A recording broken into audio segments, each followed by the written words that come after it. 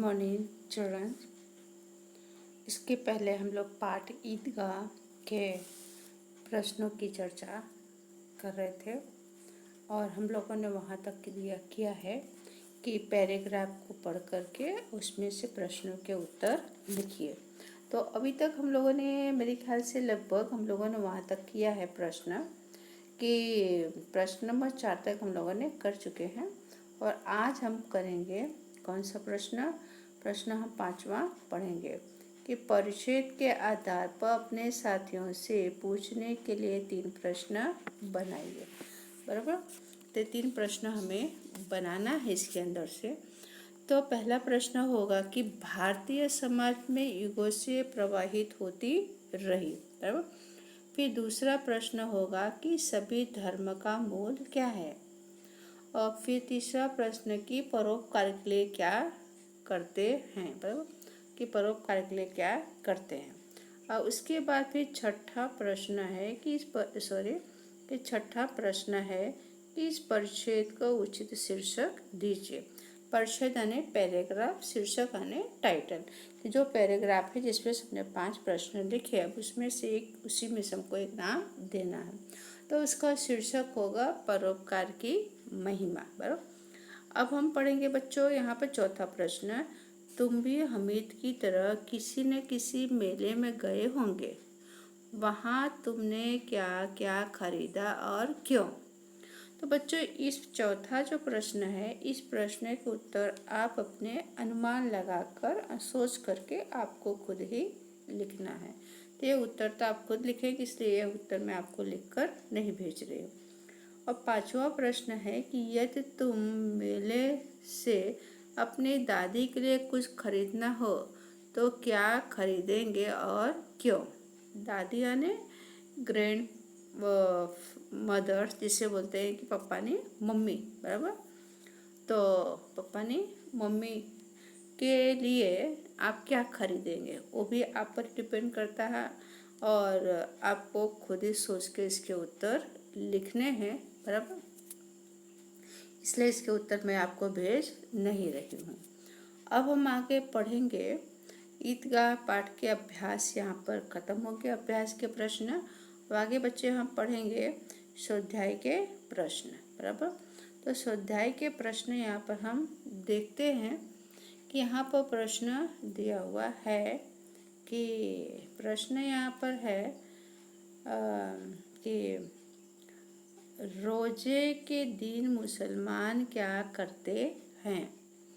तो इसका उत्तर आपके पहले आपकी जो टेक्स्ट बुक है पहले पेज पर ही मेरे ख्याल से है, उसका उत्तर 8 और 9 पेज पर ही है कि रोजे के दिन सूर्योदय से सूर्य अस्त तक कुछ भी न खाने पीने यानी उपवास को रोजा कहते हैं और मुसलमानों का यह मजहबी फर्ज है।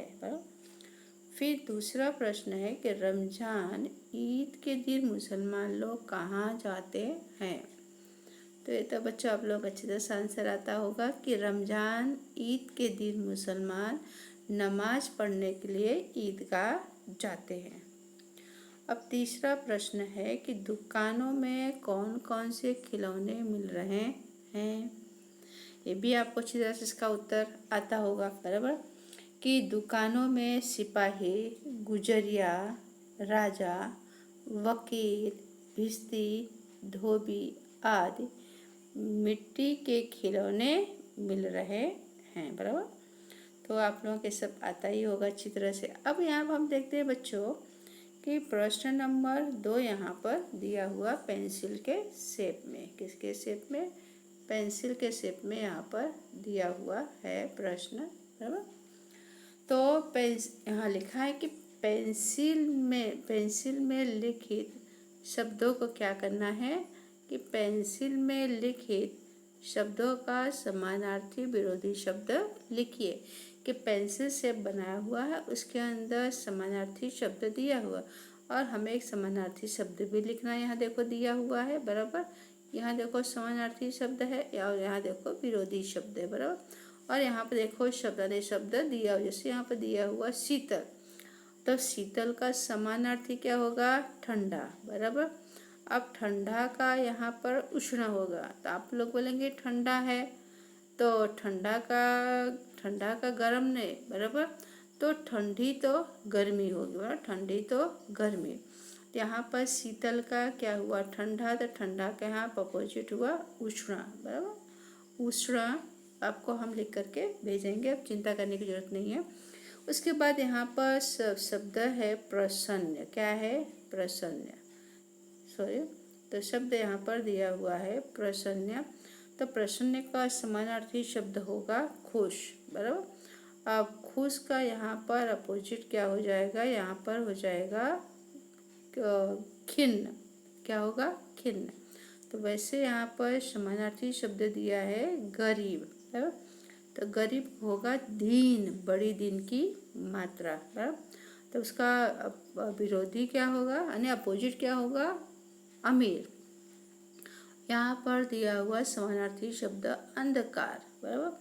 तो अंधकार का समानार्थी क्या होगा, प्रकाश, दूसरे में आया प्रकाश, फिर इस खाने में लिखेंगे क्या, सॉरी, अंधकार का अंधेरा हुआ, सॉरी, अंधेरा का यहाँ पर प्रकाश हुआ, बराबर। तो उसके बाद फिर यहाँ पर है समानार्थी शब्द स्नेह। स्नेह का समानार्थी प्रेम हुआ, और उसका अपोजिट तीसरे खाने में लिखेंगे प्रेम माने घृणा। तो यहाँ पर फिर दिया हुआ अंतिम जो है समानार्थी शब्द पुरानी। पुरानी का प्राचीन, बराबर। तब उसका यहाँ पर हो जाएगा विरोधी शब्द क्या, नई, बराबर। तब उसके बाद अब यहाँ पर हम पढ़ेंगे बच्चे कि हम लोगों ने ये भी देखा था, कर चुके हैं इसको, लगभग आपकी नोट में ये सब लिखा हुआ है, मेरे ख्याल से मैंने इसको कराया हुआ है, मुहावरे, बराबर। तो यहाँ पर दिया हुआ है कि क्या दिया है कि मुहावरे का अर्थ देकर वाक्य में प्रयोग कीजिए। ये सब हम कर चुके हैं मुहावरे, बराबर। फिर भी अभी कर लेते हैं, क्योंकि इसको आपको भी लिखना है अपनी नोट में दोबारा, भले आपने लिख लिया है, बराबर। तो बेड़ा पार लगाना ये मुहावरा है, उसका अर्थ होगा संकट से बचाना, बराबर। और फिर वाक्य ऐसा लिख करके फिर लिखेंगे भगवान सबका बेड़ा पार लगाता है। अब दूसरा है बाल बांका न होना, तो जरा भी नुकसान न होना, उसका अर्थ हुआ। वाक्य प्रयोग खेलते खेलते गिर जाने से मेरा बाल बांका न हुआ। फिर तीसरा मुहावरा है छाती पीट लेना, यानी दुख प्रकट करना। वाक्य प्रयोग आज का समाचार, सॉरी, गरीबी देखकर मैंने छाती पीट ली। फिर दिल चीरना अंतिम मुहावरा है, तो उसका अर्थ होगा बहुत दुख पहुंचना। तो वाक्य प्रयोग आज का समाचार देखकर मेरा दिल चीर दिया, ये हुआ। अब उसके बाद फिर आगे हम पढ़ेंगे, यहाँ पर दिया हुआ है कि रूपरेखा के आधार पर, बराबर, रूपरेखा ने अंडरलाइन, बराबर, रूपरेखा ने कि यहाँ पर मुद्दा पॉइंट दिया गया है, और उसी मुद्दे के आधार पे क्या करना है, कहानी को पूर्ण करना है। बच्चों आप लोग कहानी पढ़ चुके होंगे और लिख भी चुके होंगे। कहानी कि जो उसका रूल्स रेगुलेशन, उसके जो नियम है, कहानी हमेशा भूतकाल में लिखी जाती है, यानी घटना घटित हो चुकी है। उस कहानी को लिखते समय व्यक्ति स्थान का समावेश किया जाता है, और अपने अनुसार जहाँ आपको उचित लगे वहाँ खुद उसका पैराग्राफ भी बनाते जाना है, बराबर। तो यहाँ पर दिया हुआ इसके जो पॉइंट यहाँ पर दिए हुए हैं कि एक नगर में दो स्त्रियाँ एक ही बालक के लिए दावेदार ने एक ही बच्चा है, दोनों उस पर अपना दबाव डालती हैं, दोनों कहती हैं कि मेरा ही बच्चा है, बच्चा एक ही है। आपस में तकरार ने झगड़ा, दोनों आपस में झगड़ती हैं बच्चों के लिए। मामला न्यायाधीश ने कोर्ट में पहुंच जाता है। दोनों की बातें, जब बातें वहाँ न्यायाधीश तक पहुँचती हैं, तो वहाँ पर क्या, दोनों की बातें बड़े ध्यान से सुनी जाती है। न्याय करना, अब न्यायाधीश क्या न्याय करता है कि बालक के 2 टुकड़े करके बांट लो। क्यों, क्योंकि दोनों दावा करती कि मेरा बच्चा है। तो वहाँ पर न्यायाधीश भी परेशान हो गया। एक स्त्री मौन, मौन आने चुपचाप, वो कुछ बोलती नहीं है। दूसरी का रोकर कहना, बच्चे को न काटो। एक चुपचाप खड़ी है और दूसरी क्या करे, दूसरी बहुत रो रही हो, कहती कि बच्चों को न काटो, क्या करो, वो बच्चा उसी को दे दो। है। तो न्यायाधीश का फैसला रोती हुई स्त्री के बालक को सौंपना। तो यहाँ पर एक पॉइंट दिया हुआ है और इसको पॉइंट को क्या करना है, विस्तार से लिखना है। तो यहाँ पर रूपरेखा के आधार पर तो हमने बताया कहानी आपको भूतकाल में लिखनी है जो घटना घटित हो चुकी है। तो कैसे लिखेंगे कि एक ऊपर लाइन छोड़ देंगे, वहाँ शीर्षक का हेडिंग डाल करके, शीर्षक तो भी पता नहीं चले, शीर्षक यानी टाइटल। जब कहानी आपकी लिख लेंगे तब आपको पता चल जाएगा शीर्षक क्या देना है। तो लिखेंगे कि पुराने ज़माने की बात है, किसी नगर में दो स्त्रियां पास पड़ोस में रहती थी। उनमें एक स्त्री बड़ी चालाक और झगड़ालू थी, उसके एक भी संतान नहीं थी। बराबर। दूसरी स्त्री बड़ी सरल और मिलनसार थी, उसके एक बेटा था। निसंतान स्त्री संतान वाली स्त्री की बहुत ईर्ष्या करती थी। ईर्ष्या ने उसे जलस होता था, पर वह उनका क्या बिगाड़ सकती थी। एक बार संतान वाली स्त्री अपने बच्चे को घर में छोड़ करके बाहर गई और मौका पा करके निसंतान वाली स्त्री उसके बच्चे को झूले में से उसे चुरा लेती है। फिर अब फौरन शहर के दूसरे मोहल्ले में रहने चली जाती है, यानी जहाँ वो रहती है उस जगह को छोड़ देती है और दूसरी जगह रहने के लिए वह चली जाती है। बराबर। और फिर किसी को कुछ पता नहीं चलता है। उसके बाद थोड़े समय के बाद बच्चे के गुम हो जाने पर बच्चे की माँ बहुत दुखी हुई। उसने किसी तरह पता लगाया और उसके पास जाकर अपना बच्चा मांगा। तब उसने कहा, यह मेरा बेटा है, मैं ना दूंगी, जो चाहे सो कर लो। दोनों में खूब झगड़ा हुआ। तब लोगों ने उसे न्यायालय भेजा। न्यायालय ने कोर्ट में भेजते हैं, जाकर झगड़ने का निपटारा करने की सलाह दी। आखिर दोनों स्त्रियां न्यायाधीश के पास पहुंचा, ने जज के पास। न्यायाधीश का अपना हाल सुनाकर दोनों से पूछा, अब संतान किसकी है। बेटे पर दोनों का एक सा दावा देकर, यानी दोनों कहती हैं कि अब मेरा बेटा है। न्यायाधीश के लिए फैसला देना कठिन था कि बच्चा एक है, मांग दोनों रही है, तो कैसे अब वो जज कैसे देगा दोनों को बच्चा। तो कुछ सोचकर उसने सिपाही को आज्ञा दी कि इस बच्चे के 2 बराबर टुकड़े करो और एक एक भाग दोनों को दे दो। टुकड़े यानी जो बच्चा है, बच्चे को उसको जान से मार, मतलब कि उसको टुकड़े काट डालो उसको, बच्चे को। कि न्यायाधीश की आज्ञा सुन करके निसंतान स्त्री तो चुपचाप खड़ी रही, पर बच्चे की असली माँ चिल्ला उठी, हुजूर आप बच्चे को मारिए मत, चाहे तो उसे ही सौंप दीजिए, इस तरह मेरा बेटा जीवित तो रहेगा। चतुर न्यायाधीश फौरन समझ गया कि दोनों में से सच्ची माँ कौन है, कि उसने सच्ची माता को उसका बच्चा सौंप देने का हुक्म दिया और निसंतान स्त्री को सजा दी।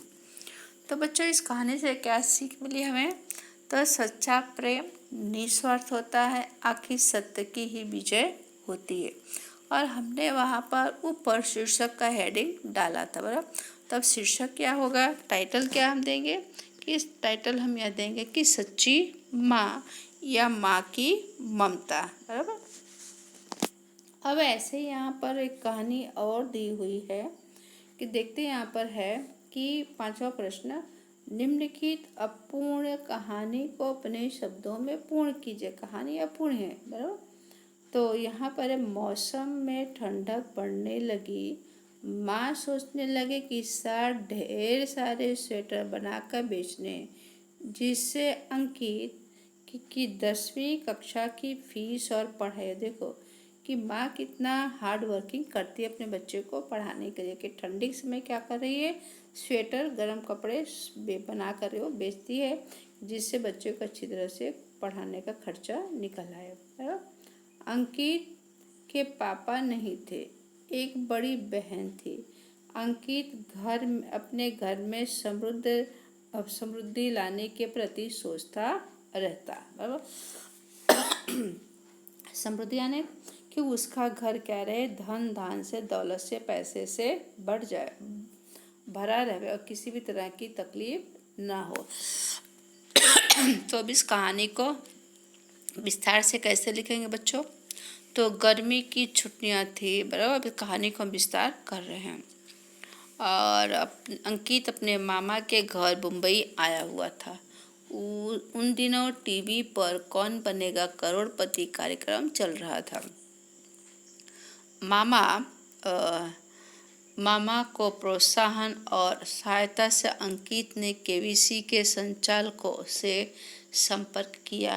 भाग्य ने उसका साथ दिया और एक दिन उसे कार्यक्रम की हॉट सीट पर बैठने का मौका मिल गया। अंकित के सामने बैठे थे बॉलीवुड के महानायक अमिताभ बच्चन। उन्होंने दर्शकों का अंकित का परिचय दिया। फिर शुरू हुई प्रश्न मालिका। अंकित खुश था और घबरा भी रहा था, लेकिन वह स्वस्थ रहा। अंकित ने उनके प्रश्न के सही उत्तर दिए। भाग्य ने उसका साथ दिया। वह 25 लाख तक पहुंच गया। कितना कमाया? 25 लाख। अगले प्रश्न का उत्तर उसे न सूझा।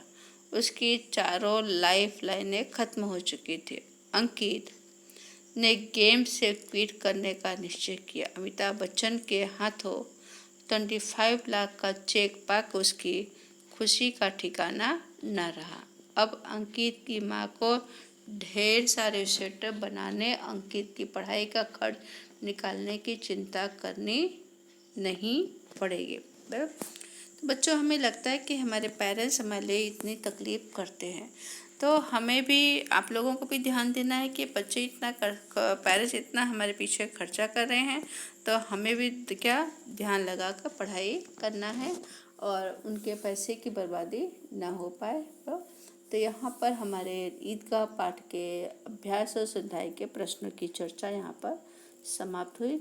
बच्चों, इसको अच्छी तरह से लिखना, और आपके जो अभी टेस्ट होने वाले हैं उस टेस्ट में हम लगभग सोच रहे हैं कि 2 चैप्टर रखें, कि पहला जो है तेरी है जमी और दूसरा जो है ईद का। बराबर। तो अच्छी तरह से आप तैयारी करते रहिए और शब्दार्थ, मुहावरे, जो ग्रामर, जो सब कुछ टेक्स्ट बुक में है कराया है, उसे ध्यान से याद करिए। बराबर। धन्यवाद।